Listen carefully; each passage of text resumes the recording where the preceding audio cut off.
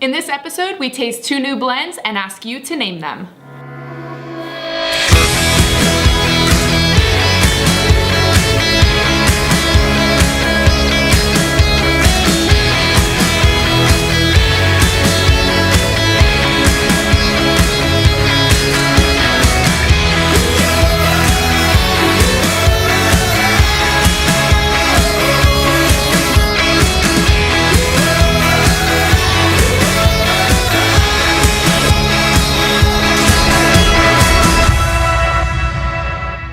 Hey everybody, welcome to Wine for Lunch. This is episode number 4. Thanks for joining us. Yes. We are your hosts. On the far end is Lisa Hinton, winemaker extraordinaire. To my right is Ashley Johnson, marketing guru. And my name is Drew Baker, farmer/entrepreneur.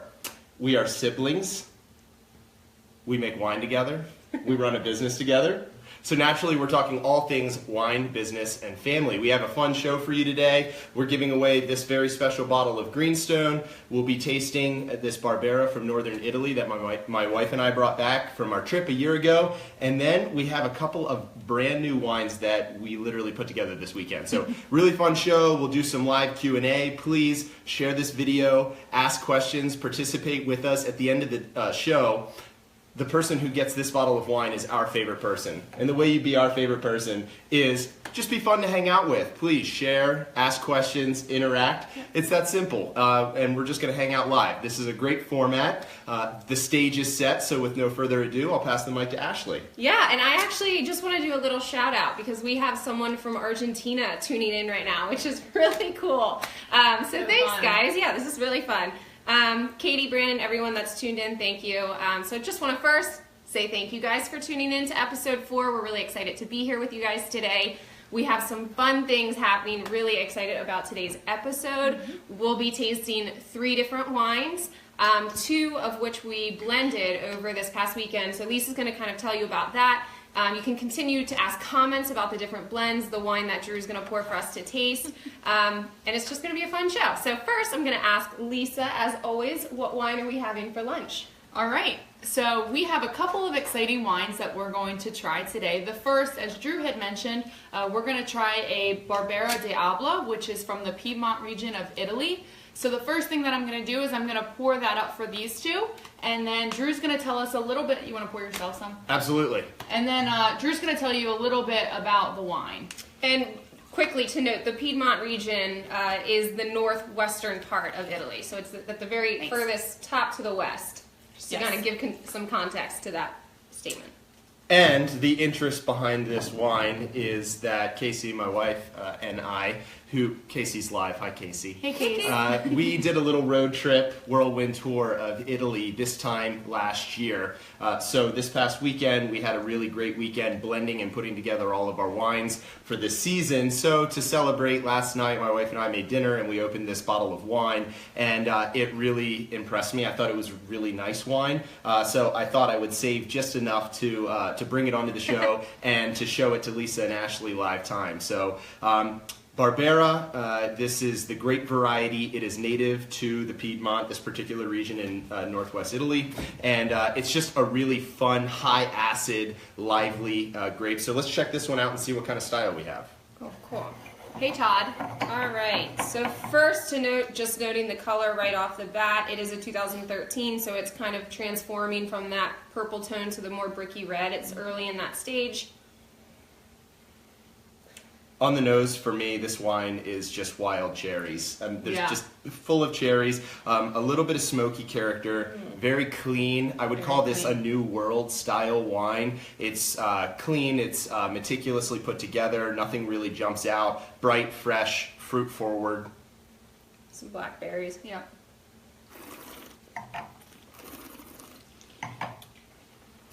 So, palate is wow, just true to everything you would want from a Barbera. Really high acidity, really fresh, really bright. The cherries come through for me. The palate matches the aromas almost perfectly. This wine is 15% alcohol. I can feel it. It's pretty. So it's a little hot for me personally, but yeah, you can. I think it's balanced. So there's definitely some of the oak showing that's balancing some of that heat and some of those fruit characteristics. Definitely a lot of that black cherry that's still coming through on the palate, but that acidity makes it great with food pairings. But it's definitely like warming the whole chest down. So yeah, I feel the alcohol. I definitely noted the higher acidity, not so vibrant tannins. So just a lot of fruit, bright acidity, very Salter. refreshing. Yeah. It's So very Barbera salty. Barbera is high sugar, which equals high alcohol, Yeah. high acid, low tannin. So it's usually a really soft, refreshing wine. Christine Bean, thanks for joining us. I'm gonna hit thumbs up on your question. Really great question. Christine asked, what type of food would we pair with a wine like this? And I think Ashley last week when we were talking wine and food pairings had a really great comment. She said, what grows together goes together. Yeah. And so like this is an Italian food wine, right? Oh, yeah. So Pizza. this high acid, Pasta. any sort of tomato red sauce. tomato sauce. Yes. Red tomato sauce is a high acid component and requires a wine that can stand up to that, and you're definitely going to get that here. Jeff Walters commented on Instagram and asked if you would call it barbaric. Yes. This is loves the the opposite puns. of barbaric. This is just like so well refined, and I think it's really pretty. Yeah, it's really nice. Looks like Adam Nefferdorf joined the show. Hey, Thanks for joining us, Adam. So we also have another question. Lauren Warren asked us, how many different wines do we currently have in barrel at OW? Good question. Yeah, that's a great question. We typically have anywhere from 5 to 7 varieties, and we do a couple of different vineyards of each variety. So there's a total of over 200 barrels currently in the production room. Great. Yeah. So, just a couple other notes about this wine. On Delectable has 7 pro ratings, 89 points. This wine is $20 retail here in the States. This particular brand, Lodali, has pretty good representation in DC. I actually know their rep, and that's what led Casey and I to visit this winery. So very accessible wine. I think it's a really great value. I mean, this is a 90-point wine for $20, and it's a perfect example of what you would want from this Barbera grape variety in the old world. So really pretty. So we actually have a question on Instagram that is, how would you compare it to a Maryland Barbera? First thing to note is really the alcohol right away. So this is 15% alcohol. It's much higher than we kind of see in this region. So that would be the biggest difference in just kind of the texture and the warmth of the wine because of that high sugar content, which equates to a higher alcohol content after fermentation. Yeah, I mean, other than that, I think that it's true to its variety, and Maryland kind of sees this too with Barbera, is that it is always kind of higher acid and lower tannin. And I think we've seen that. We've made Barbera a couple of times, and we'll actually be able to taste one coming up in the future. We tasted one last weekend with the St. Vincent Festival right out of barrel, and it's showing very similar to how this is showing minus the alcohol difference. But still high acidity, great structure. Barbera for me is super interesting. I love the aromas. Very fruit forward. And it always, the palate always matches. So it's a great wine. Good. Well, I'm glad you guys enjoyed this one. Yeah. I did last night, and I thought it was a really great example. So now I think we should get into our brand new blends. Lisa, we have a fresh glass here.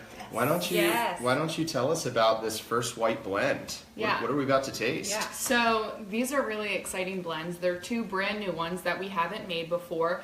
We're going to start with the white in order, and we're going to go with, it's a Gruner Veltliner and Viognier. So 70% Gruner Veltliner, 30% Viognier. It was really interesting while we were sitting down doing our blends because we realized how well these 2 grape varieties pair together.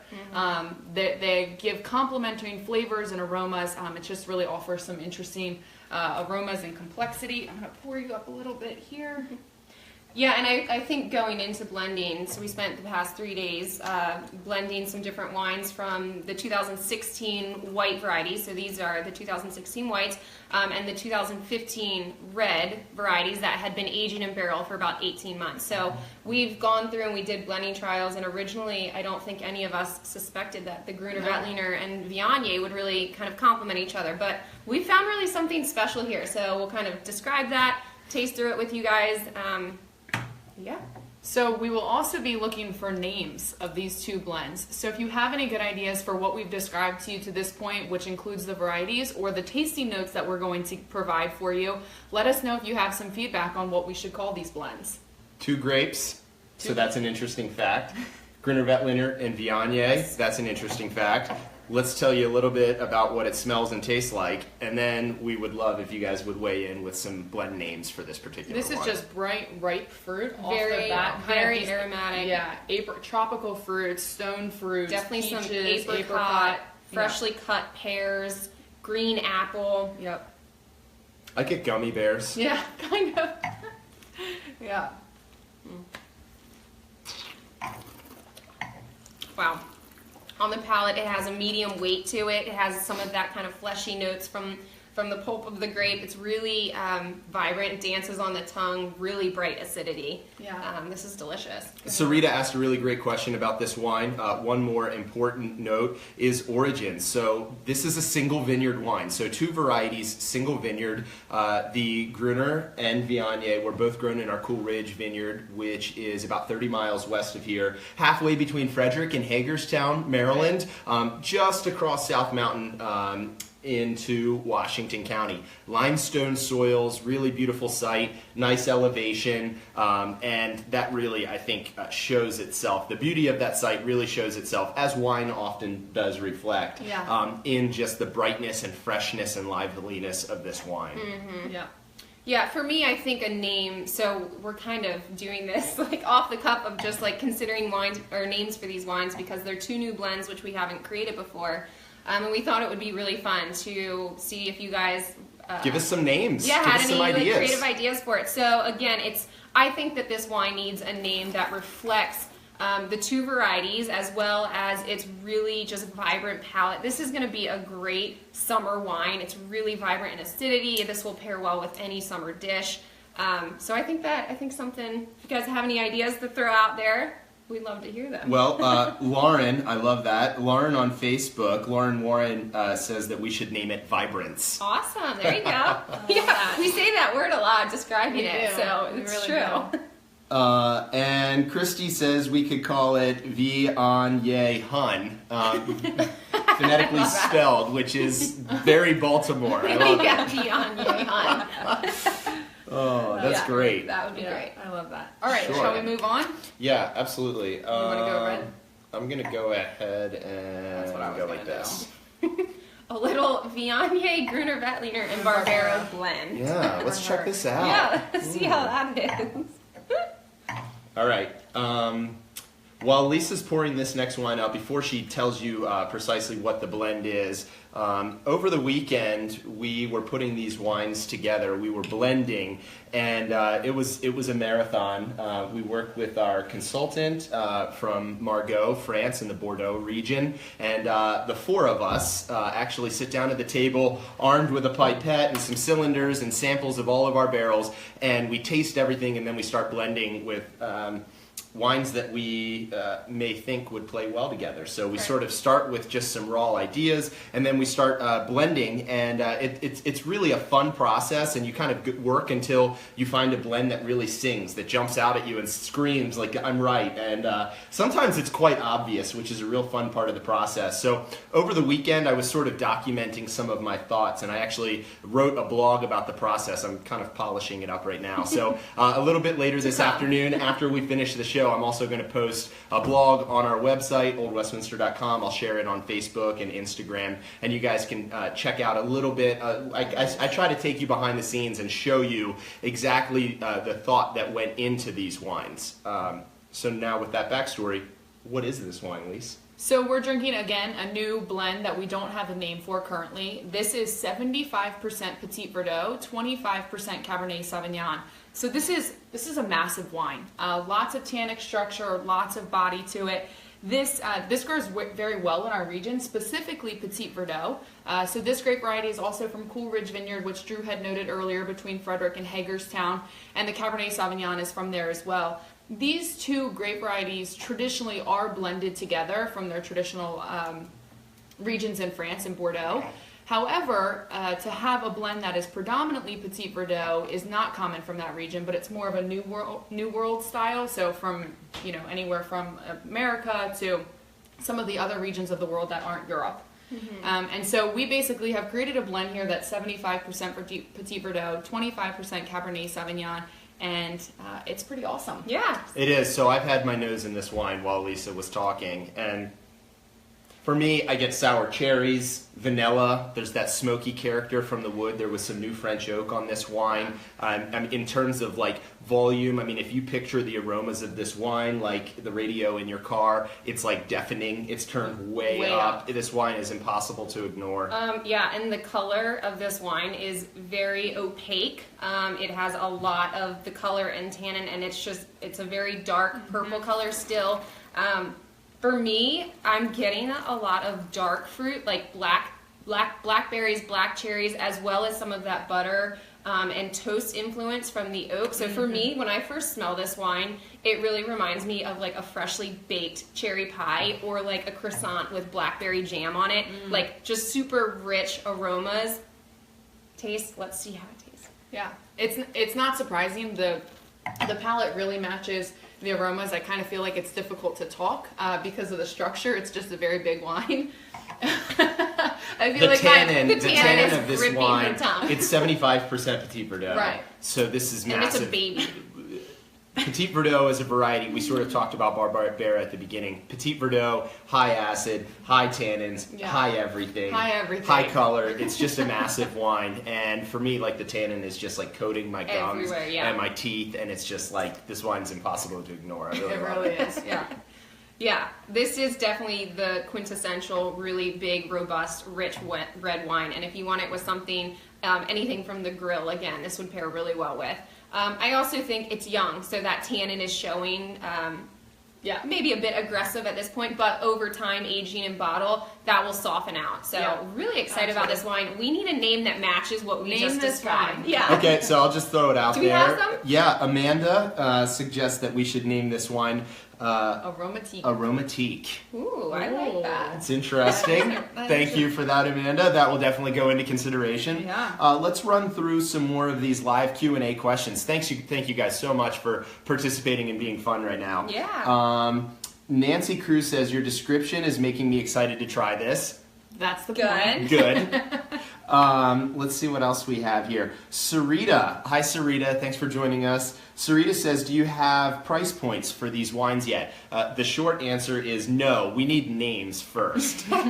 We need names, and then we'll let these wines, we'll be bottling both of these later this spring, April, May, and then after that, we'll be tasting the wines once every month or two, and then when we think the wine is at the perfect point, we'll consider release. But Right. I suspect that this red wine is like at least a year or two away from release. Like this is like just like a big baby. It has so much potential, it's young. but it's got a long way to go. It's young.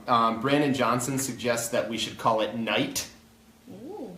It is dark as night, that's for sure. And then to go right along with that, Sarita, thanks again for this comment. She says that, this is a wine to sit next to the fire pit. So that goes right there with Brandon's suggestion that of is Night. perfect, yes. Yeah, so we have some great feedback here. Amanda says that her name, Aromatique, is French for aromatic. There you go. All right. Explanation. Yeah, that's a great explanation. Cool. Greg joined the conversation. Hey, Greg. Hi, Greg. How are you? Just to catch you guys up, we tasted this Barbera from Northwest Italy. Really delicious. And now we are tasting two of the Old Westminster wines that we put together over this past weekend. So really exciting wines. Thank you guys all for this feedback. Yeah, Yeah. absolutely. Do we have any other questions? Sarita said, what about your pup's name? He is dark and cuddly. Hurley. We should name this vineyard wine dog. Hurley.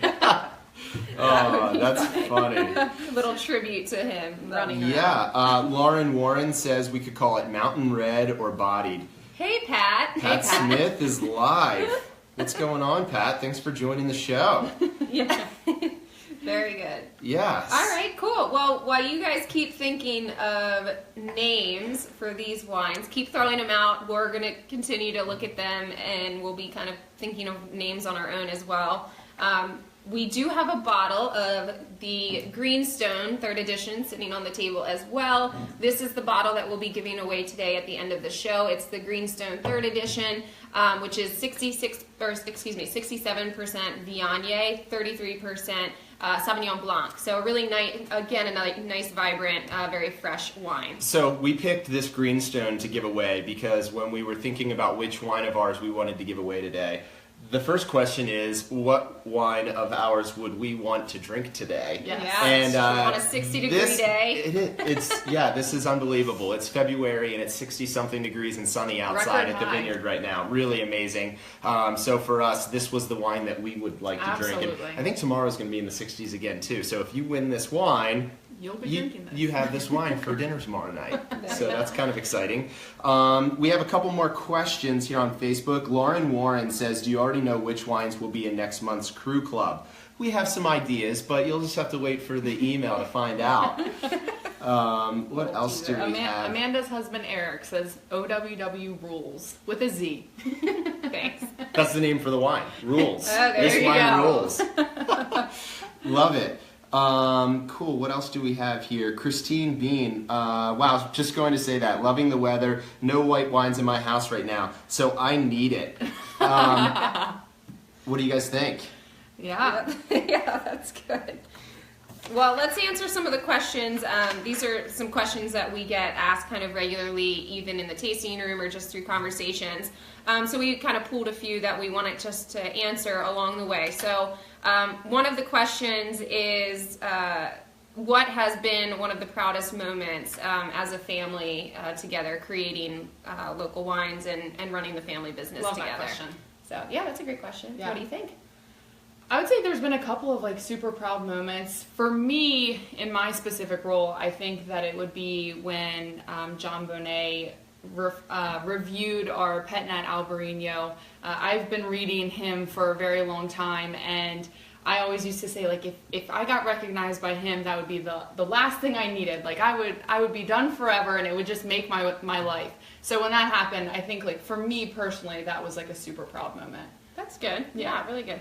I think overall for me, just each kind of new stage of the business and working together as a family has its reward. So I don't know if there's like one glaring moment, but almost like each step together creates a different memory, kind of a snapshot in that book of this story. But when we opened the tasting room at the farm and we had everyone coming out, and just when people smile tasting the wine, like really that is such a big reward because we put in a lot of work, and it's really fun to share that with you guys, and then in turn to be able to have you guys there and enjoying that is probably one of my favorite parts. Great answers, both of you. For me, that moment was this past summer when we were recognized by a peer review across the country as one of the top 100 wineries in America. And that was just a really cool moment. I mean, Yeah, we're 7 years into this grand experiment of farming, of working together, of making wine in Maryland, which is a region with a speckled past, an unproven reputation, or worse, some people have their minds made up about it. And I think there's some fun in being from a region that isn't suspected as a producer of great wines, and we're out to just prove what we're capable of here. Yeah. And I think that the soils and our skill set and our hard work lend themselves to the ability to produce some really, really interesting wines. So that recognition was great, really fun. Yeah, we have another question on Instagram. Fleming Berry just asked, she's curious about how much our parents are involved in the business. So that's a good question. They are very involved. My dad, he owns a carpentry business, so he is literally the hands and feet of this business. So when something needs fixed in the winery or building the winery or the tasting room, he is the one who leads that up. So he's very involved. And my mom, she's actually a nurse, and she is fantastic at hospitality. So you'll see her in the tasting room having a glass with a customer, just really hanging out and enjoying. So day-to-day operations, they do both work full-time. So this is kind of the three of us leading the ship, but they are very involved. So Yep. Great question. yeah, that was a great question. Following that, we have a question. What is our advice to someone who's interested in the wine business, either getting started or wanting to learn more? What are some tips in getting involved? Let's have lunch. That's my advice. We should sit down and chat. We started Old Westminster Winery from scratch, from the ground up. We planted our first 7,500 vines 7 years ago, and it's been 100 miles an hour ever since. Sometimes I'm more excited about where we are, where our industry is, where our wines are, our skill set, all of the above. I'm more excited today than I was when we got started, because in the early days, there's always that little voice in the back of your head that says, what happens if your wine sucks? Yeah. And that's kind of terrifying. You put on a front that says, we're going to change the conversation, but there's that little voice, and today, now that little voice in the back of my head says, we're going to take over the world, and it's really exciting. And we custom wine make for other folks who have farms, who have vineyards, and instead of investing in all of their own equipment and creating their own wines from scratch, sort of trial by error, like we did, frankly, we can sort of work together, and we can share our collective expertise, leverage our resources together, create some economies of scale, cut a lot of the guesswork out of the conversation. So we should have lunch if you're interested in getting into the business. Yeah, my advice, like really kind of any endeavor, is really to know the industry, know your industry. You really kind of have to be an expert in whatever you're doing. So it's kind of knowing the aspects, and I think Drew had a good advice. The best way to do that is to start talking with people in the industry, kind of get your finger on the pulse of what's happening, and then kind of see where you find pleasure in that, and if that's something that matches with what your vision is. So we would be happy to be out collaboration is always a positive. Absolutely. I was thinking, Ash, do you want to talk a little bit about Behind the Wine? I kind of have to now. on the spot. We're just kind of rolling with it. Yeah, absolutely. So recently I have been creating some vlogs of just taking, I have a camera and my Canon T3 Rebel that I just take around and start filming. So it's really kind of, we're calling it Behind the Wine, which is really just what goes on behind creating this product. So from us in our business meetings to the blending table itself, to walking Burnt Hill Farm, really just kind of everything behind the scenes I've just been documenting. So I think it's going to be fun. I've been editing them on my Mac and just kind of creating some fun. I'm just gonna jump in for her because she's very modest, but Ashley is completely amateur. But she does, and she's amazingly creative. And with a really simple camera, she's been chasing us around and capturing some really great stuff and putting it to music, and it's wildly entertaining. And we're gonna start a YouTube channel, so we'll put a link at the bottom of this video. We're gonna start a little YouTube channel, and that's where we're going to share these awesome videos that Ashley's making. Yeah, I have 3 so far, so that's what we'll be featuring on the channel, and obviously day-to-day, weekly, we'll be updating them. So we have a lot going on a continual basis, and I just thought it would be really cool to kind of give you guys that insight of what happens literally behind the wine. So that's something that is generally Drew's the one that has these ideas to do, a Facebook Live show or something like that. And one day Ashley looked at Drew and I and she says, "I'm putting together my YouTube video." And Drew and I said, "What? You're doing what?" Who gave you permission to do that? Yeah. But they turned out to be really awesome, and they're super fun because they're candid, and she's just like, following you around and filming whatever we're doing on a day-to-day basis. And I wanted it to be a really kind of raw, authentic look at what we do, not any type of written out, scripted show, really. So it was kind of just something that I started filming little bits and pieces here and there, and it's really cool. So we'll put that on. Krugman on Instagram said that sounds awesome with the channel. So thank you. Hopefully you guys will watch and enjoy it yourselves. All right, so I think that you guys can continue sharing wine names for these 2 blends. We'll obviously see those on Facebook, but I think we're ready to give the bottle away. I think so too. We have a good question? I'm looking at one. Do we want to give her the bottle? Yeah, we're kind of looking we're, through. We're deliberating Yeah. while you watch us. We're attempting to whisper. Yeah, exactly. Yeah, let's see. Lauren, are you still on our Facebook Live show? Lauren Warren. Calling Lauren Warren. Lauren Warren comments and says, "Wine for lunch Tuesdays are the bomb." Is she on? She's There she is. She's here. All Hi, right. Lauren. Lauren, you have won yourself a bottle of the Greenstone 3rd edition. Thank you for being so much to hang out with. Thank you for all your feedback. This was really tricky. I just want to have some shout outs here. Amanda, Sarita, Christy, Christine Bean. You guys were awesome, and we're going to do this every week, so don't worry. Stick with us. More bottles we're going to to mix come. it up. There's more wine bottles to give away, so really excited. Thank you guys for hanging out with us. Should I close this thing up, guys? Yeah, we actually, really quickly, we have a couple more comments. Another name was Midnight, so kind of along with that kind of dark opaque color with Brandon, he had said that. And also Tori Glory is just saying that she's excited for the YouTube video. So again, all of these things coming soon, and we thank you guys for tuning in. So go ahead. Well, our lunch break is over. Yeah. And I'm sure yours probably is too. But thanks for hanging out with us today. We'll be doing Wine for Lunch again next week, same time, same place, Tuesdays, 1 p.m., live on Facebook and Instagram. Thanks for joining us. We'll see you then. Cheers.